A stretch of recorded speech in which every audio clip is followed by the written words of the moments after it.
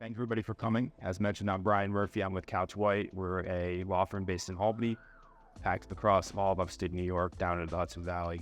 Do a lot of private company work, transactions, day-to-day representation, all of that. I know Todd socially a little bit, and have seen him active in the business community up here. He's done great things upstate, and I think is practicing a really unique brand of operating companies and investing at the same time, which if we get to, matches what I'm seeing in the market a little bit as well as kind of a new form of private equity. So Todd, as mentioned, is an operator, I think by trade, originally. He started with Tierra Farms, which is a company up here. I think he had a family-run business as well before that. So he is a entrepreneur operator at his core, and in the last few years has gotten into the investing side of things. He has started with WP Strategic Holdings, where you're the managing partner, and he has wearing multiple hats at this point as a CEO operator as well of at least 3 different businesses. I'm going to get these right. Is Artemis Water? Is it right? Yep, the water company, Crane, and then Larry's Natural, right? So those 3, and then others that he's active in and consulting with. So has a lot going on, busy guy, glad to have him here. So as I was thinking about this presentation, it's kind of going to be a little bit of a case study. I'm looking to learn more about, what happened with Crane and all of that. And for me, Crane is an American brand. Mohawk is a really well-known, kind of, if you grew up in this area, locally famous, paper company. It's right there on 787. They've been around for a long time. I grew up here. I went to school in the industrial Midwest. And, the story you hear is, the plant is shutting down. The days were better when. Wasn't it nice when, the benefits were there, all of this. And, that's a narrative I think that is out there always. And it's kind of like the human condition to say, well, my grandparents had it better than me, kind of a woe is me approach. And I worked in distressed M&A in New York before coming back upstate. I did M&A generally, but distress was a vertical we did. And I noticed that, there are folks that see opportunities in situations like that, which is a new way to frame it. And when you look at stuff with rose-tinted glasses only, you miss a lot of what's there. And that sounds like, cliche and everything, but it really is true. And I think that there are folks like Todd out there that can see downside scenarios and can identify, with these companies, the goodwill, the human capital, the vendor connections, all of that, see something in there and re-entrepreneur it. So I think Todd's one of those guys. From talking with him before, when we had maybe a 30-minute conversation, he sees that, he does that. So I think, for the upstate market as a whole, when you look at these industrial places that have these failures, we got to look for guys like Todd to get out there and make it happen. So hoping we can explore that and see how that worked with Crane. So I think the first thing we're going to talk about here is Todd, as a whole, WP Strategic Holdings. What is it? How did it come to be? What's your objective? What's your strategy? And then we'll blend that into the Crane story. I appreciate that.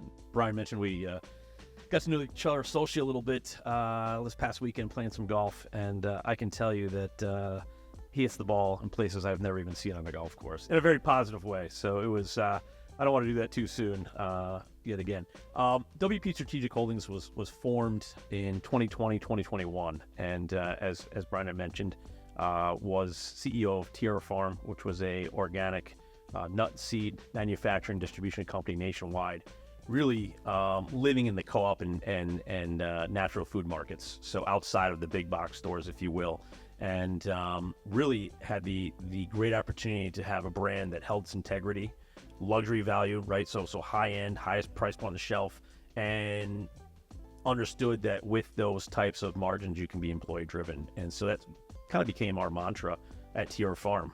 Moved on from that company and joined two of my now partners, but joined a financial firm.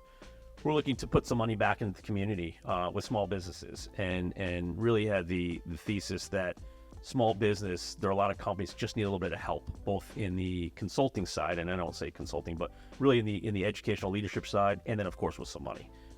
And so we formed a company, a holding company, if you will, and we are deploying capital into small businesses throughout the community, throughout the region, and have made several investments. We work in a very unique way in that we want to have a seat at the table.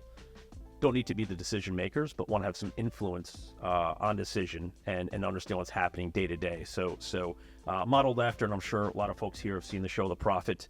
It's no longer on TV, which is unfortunate, but if you're up late night, you can see it on CNBC. Awesome show. And really with that kind of mentality was, we'll put some money in, we'll help you along the way, and then potentially look for an exit or exit our investment out when the company is at a level that makes sense. Great. So that strategy, what you were doing at WP Street Holdings, that blended right into Crane. As Noah said, Crane, super rich history. I think everybody hopefully knows it. Frankly, when I started at my law firm back in 2009 in the city, we still had Crane watermark paper where you could hold it up. And I remember thinking, geez, I've made it. I'm using Crane paper. Still use the stationery, all of that. I'll get a little bit into the background on Crane, and then you can kind of take it from there. So Crane, as Noah said, 1770s, I think it was 1799. It was formed in, I believe, Boston or Massachusetts. From there, it stayed a, kind of wholly owned, not upstate New York connected company. In 2014, I think that was the year Crane spun out their currency division. So Crane for a long time was printing for the U.S. Mint. Absolutely a massive part of their business. I believe it's public. The figure was well in excess of $500 million that they spun it out for. And that left the stationery division remaining.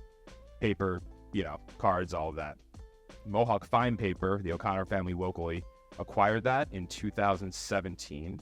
Then it came over here to Mohawk, and then here it was locally. So I don't quite know, Todd, when you started to get involved from there, but why don't you take the story of Crane from 2017 when it landed here in Cohoes, and talk about how you got involved and how that happened. Yeah, so the folks at Mohawk bought Crane in around 2017, kept it in Massachusetts for a number of years, and really were trying to understand how to right-size the company. The Crane company, as we knew it for the last 200 years, or prior 200 years, was very communal.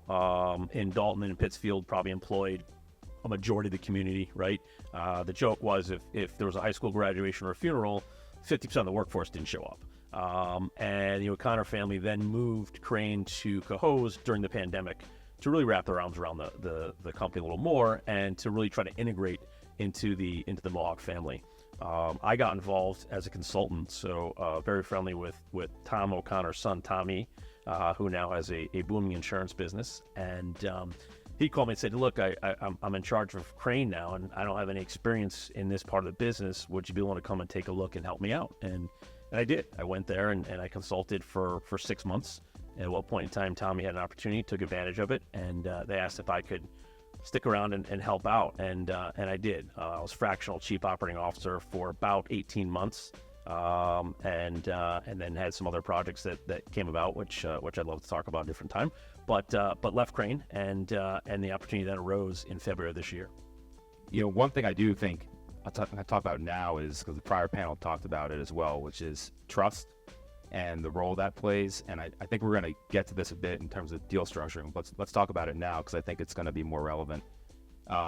You had that relationship with the O'Connors. They're great family, great people.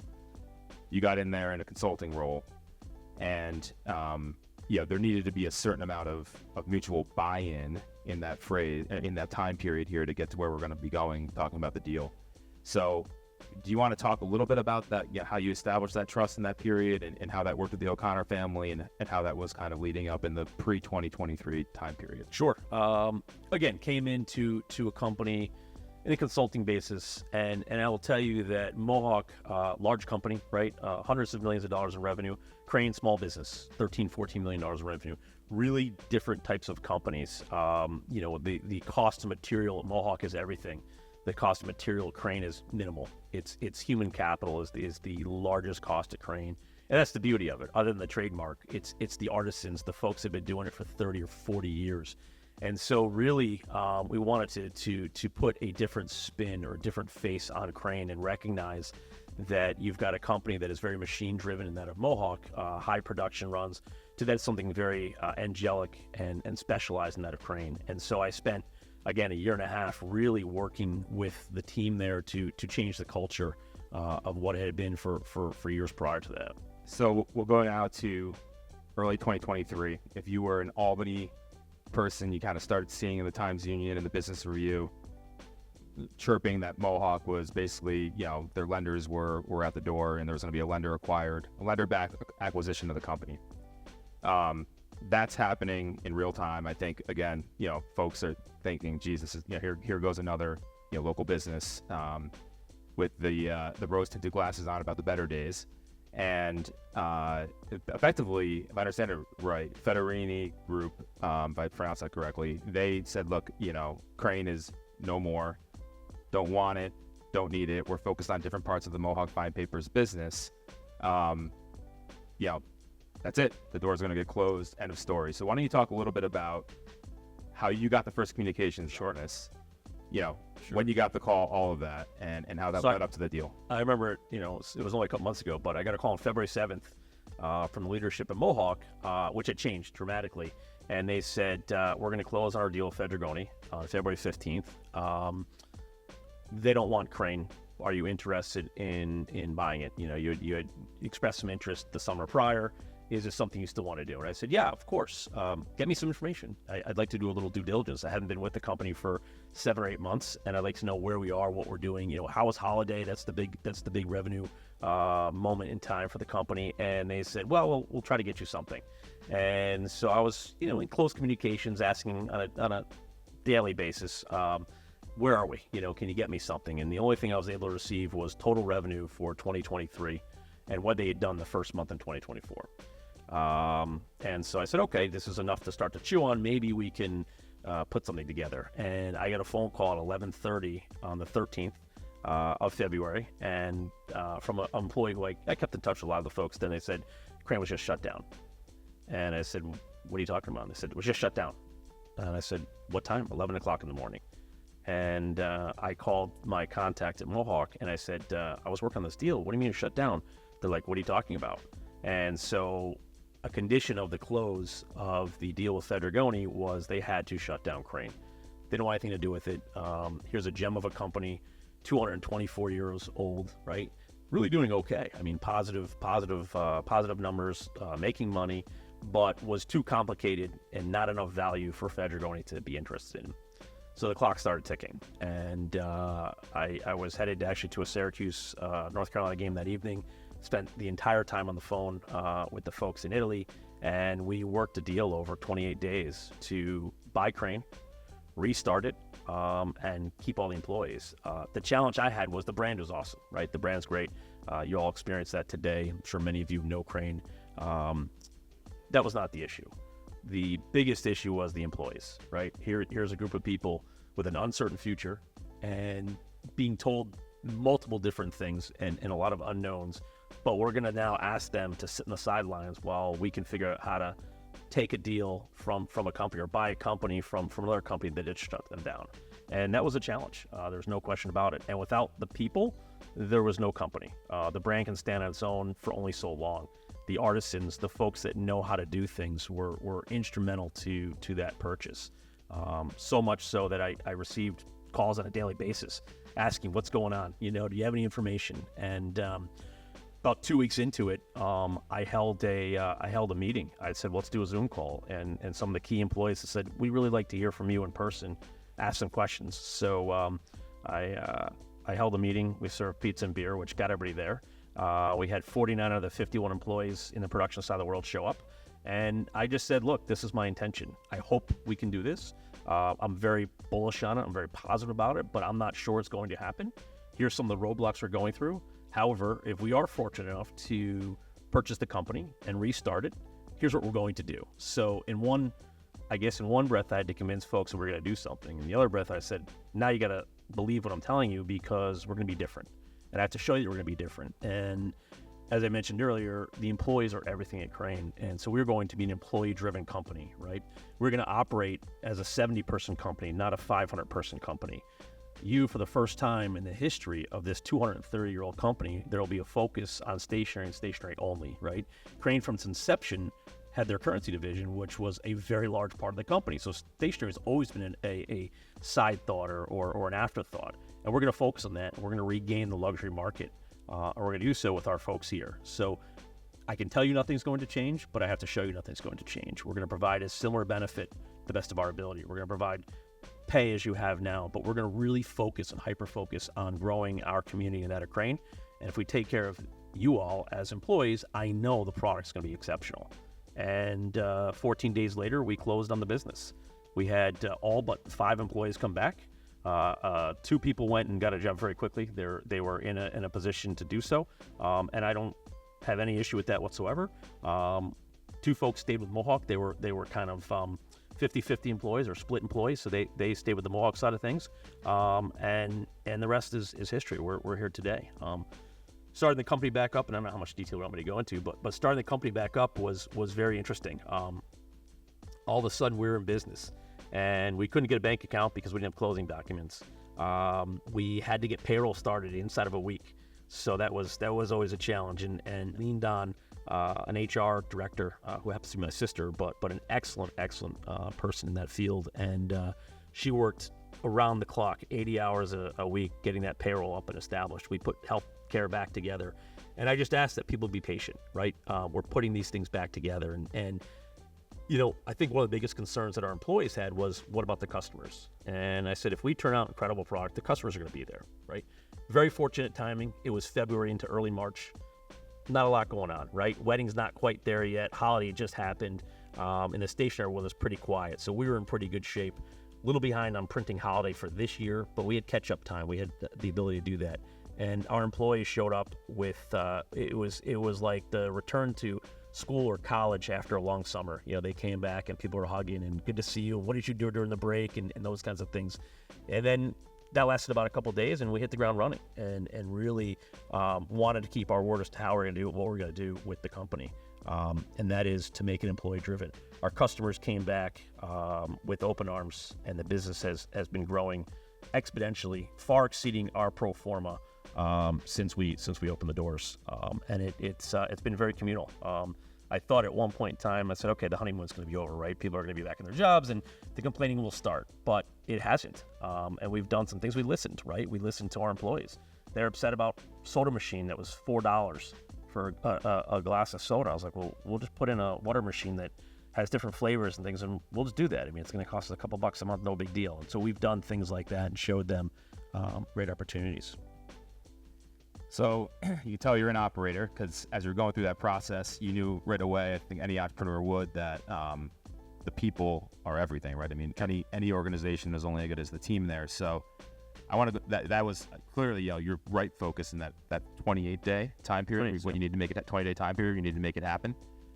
As a lawyer, I want to go back a little bit and for the deal folks in here, and talk about that, because if I had $1 for every time a client came and said this is going to get done in 30 days, and then you say, well, okay, it's actually 60 days or 90 days, I'd be very wealthy. So you actually got it done in that time period. In terms of making that happen, was it a 3-party dance with you, Mohawk, and Fedegrini Group? Fedegrini, yeah. Or was it? How did you make that work? How did you take out the inevitable turbulence that happens in a deal where you actually try to block and tackle and get through it to the finish line? That part became, I don't want to say pretty easy, but I had to, in fairness to my attorney, I had to tell him, look, I know the terms are not favorable for us as buyer, right? They're just not. Here's the deal, here's the price, take it or leave it. No negotiation on any of the terms. We're not going to rep and warranty anything. The inventory, we say it's the inventory. You can believe us. Can't get in the building and count it. And we took a little bit of a leap. I knew, having been there, the value of the business. I knew what it was trading at. I knew what the EBITDA was. I knew some of the soft costs that were going to go away. So we quickly put that together. And I, in working with my attorney, basically said, look, our attorneys at this point, get it done. We need to have this company operating. It's a melting ice cube. Every day that goes by, we lose the opportunity to capture our employees and capture the marketplace. I know the terms aren't great. I trust this company. Whether I should or should not, I don't know. But they're part of Bain Capital. I really don't think they're going to stake their reputation on screwing this thing up. And knowing the strength of the employees, the price was right. The capital was we had the capital, and we pushed through it. The trademark got hung up for a couple days. That was the last piece. That's really, we could have had it done in 2 weeks, but the trademark was definitely an issue, and I wanted to make sure I had rights to the trademark. That's as important as the name Crane, right? And Federgoni was like, well, we don't really want to give you the trademark because then you can start making paper. And I'm like, guys, I mean, hundreds of millions of dollars need to be put into a paper making company. You think I'm going to start making paper? And so we finally agreed that we'd have a lifetime license exclusive, and we worked it out. But it took some prodding from attorneys back and forth. And in fairness, I hired an attorney from the Pittsfield area because they had known Crane and had worked with the Crane scenario. So their IQ with respect to the business and stationery was incredibly high and could really sift through some of the minutia. But we worked around the clock. The Italian folks were working, at 8 o'clock in the morning in Italy. It's 2 o'clock in the morning here. So a lot of those calls and Zooms took place at that hour. The month of the second half of February and into early March was pretty much a blur, but worth every ounce of it, and to get that open and done. And it was a very fair deal. I give Federgoni and Bain Capital all the credit in the world. What they said was what they said. I don't think they were trying to hurt the company. Initially I kind of went in and I said, guys, you're closing down an American icon, this war starter for kind of this stuff. And they're like, well, I think you're being a little dramatic. But to that point, they were very fair and very cool about it. Tom O'Connor, who had been out of Mohawk for about 6 months at that point in time, was helping tremendously as far as a point person, right? Getting me into the right areas of some of the folks at Federgoni that he knew, because he was working with them for about 2 years. So finally we got to the right folks and we made a deal. And it was pretty seamless once we signed.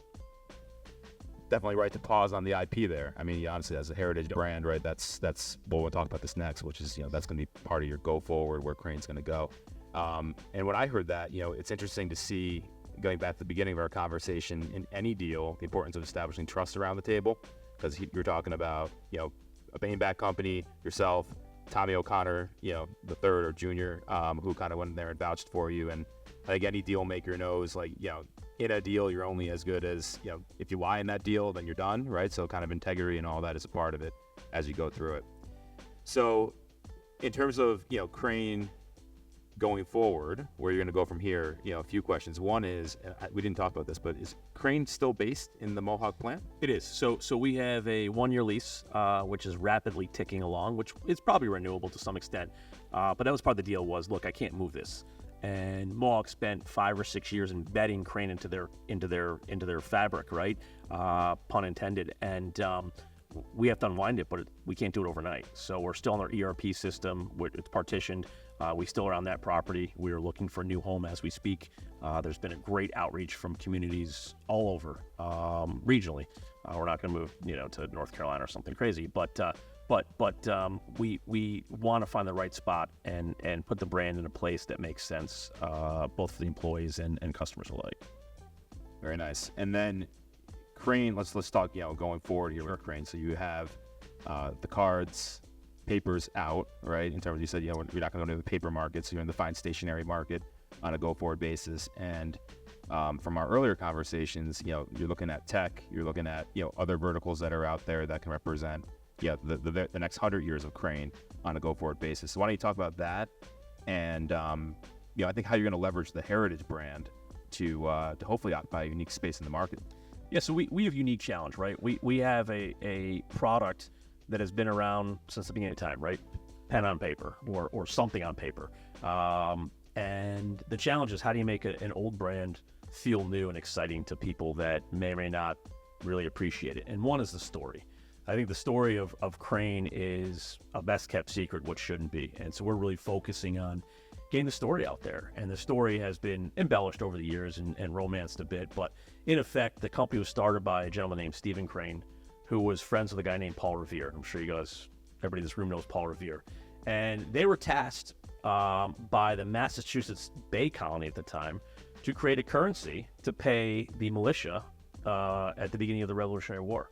And Stephen Crane made the first paper, handed off to Paul Revere, who printed the first notes that were used as currency to pay the soldiers in the war. From there, Crane obviously established itself as a currency company and has had the contract with the U.S. government for 200-something years.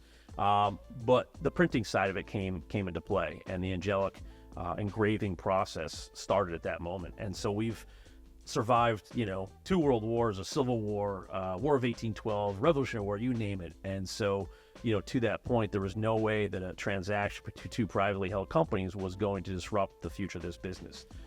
We also want to really, relish in that for a moment as well. And so we're creating a heritage line. More details to come, of course, but really looking back to Angelic Crane. People always, and you commented on this perfectly, Brian, earlier, was people remember when, right? And we want to evoke that feeling of a bygone era where people send handwritten notes and they do it on stationery that looks and feels like it's from a different generation, and super cool be able to do that. Additionally, some technology we're putting in. I got a call very early on to owning Crane by a gentleman, and he said, look, I love this brand, and I've been trying to think of ways to work with you guys for a while. I didn't know who to speak to, but I have a handwriting software in effect, right? Smartphone, desktop software that not only takes your handwriting as you have it, so your own font, but it's printed or written by fountain pens electronically. So not digitally printed, but an actual pen and ink. And I want to use Crane as the stationery because this is a cool concept, but Crane's the one that's going to get everybody's attention. And how can we work together? And so we've since done a collaboration with this company down in North Carolina. Super exciting. And the idea is that as an executive or anybody, whether it be wedding notes or anything else, you have an event, you have a meeting, you leave, you get into your phone, you say, I want to send a note to Brian. Thanks so much for hosting today. This was awesome, blah, blah, blah. All the best. Let's get together soon, Todd. I send that, it prints this in my handwriting or writes it in my handwriting, sends a note to Brian seamlessly, and I can correspond in a way that is different than anybody else. And I think that notion for an executive, right? People say, what are you, crazy about a stationery company? Everything's email. I go, yeah, that's exactly why I did it, because everything is email today. And how nice is it to receive something in the mail that stands out? And we've embraced that side of it in a very big way. When I hear that, to me, that's something that represents the unique role that someone coming into a large established company and seeing a vision around something represents. Because maybe the O'Connor family and Mohawk Fine Papers would have done that, but I think there's a much greater likelihood, like someone like you coming in with a refresh and a redirection on this, you're going to find opportunities like that or the next opportunity like that down the line. So, I think that's kind of a good, bit of a full circle on what we talked about before, which is someone coming in, finding an opportunity, sure, hitting the hole and finding new holes, on the line to get through. One final thing, I think we're going to be running short here, that I did want to talk about a little bit because I alluded to this at the beginning. I'm seeing it in the market a lot, is this kind of like kinder, gentler form of private equity, which I think you represent and this Crane acquisition represents. I have seen a lot of private equity that comes in and says, look, we're here, perhaps we're family office capital, perhaps we're backed by LPs with a super long timeline, where we're buy and hold until we decide, the time is right. Frankly, I've done a deal that acquired a manufacturer, and they said that we're going to guarantee we're going to stay in this location forever. And I said, well, that's literally not enforceable. So I said, well, let's just do 99 years. So, that's the kind of stuff that's out there in the market right now. I think it represents someone coming in and saying, I've known you for 5+ years. I've been laying groundwork with you relationship-wise and trust-wise for 5+ years. We're not about immediate returns. We're not about a spreadsheet run by somebody and, kind of way out there. We're in the trenches with you as an operator. And we're here as a true partner.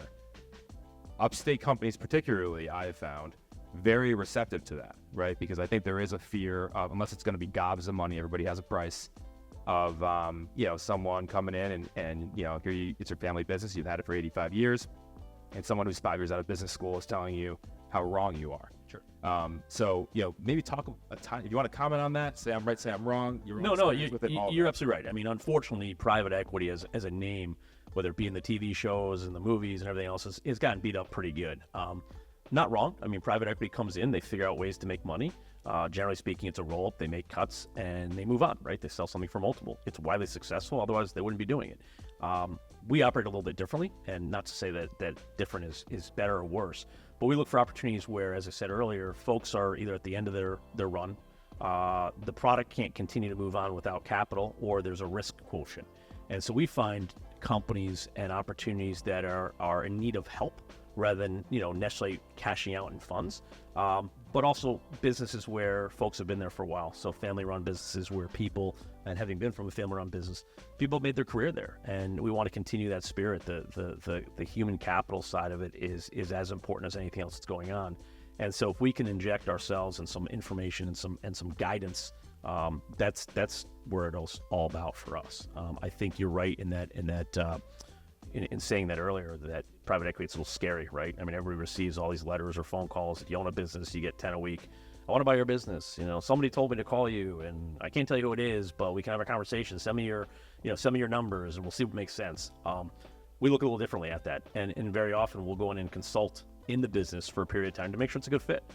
Make sure that the owner is willing and able to kind of take a look at things a little differently, but recognize the employees are what are so valuable in those businesses.